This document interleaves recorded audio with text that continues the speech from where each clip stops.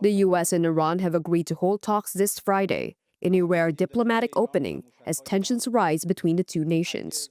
Both sides confirmed the meeting after disagreement over the agenda and venue. It's now set to take place in Oman.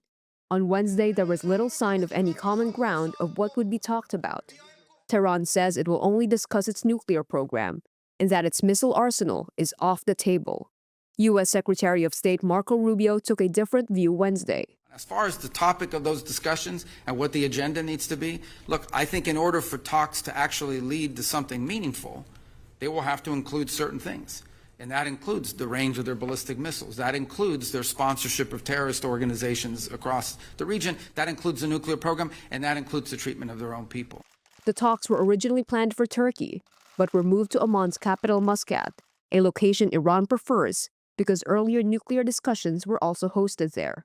The meeting comes after Tehran's deadly crackdown on protesters last month, and U.S. President Donald Trump then deploying thousands of troops to the Middle East and threatening military action against Iran. Trump has repeatedly warned that he is prepared to strike Iran if diplomacy fails, telling NBC News this week that Iran's supreme leader, quote, should be very worried. Iranian sources told Reuters that clerical rulers saw Trump's demands on limiting Tehran's ballistic missile program as the biggest obstacle.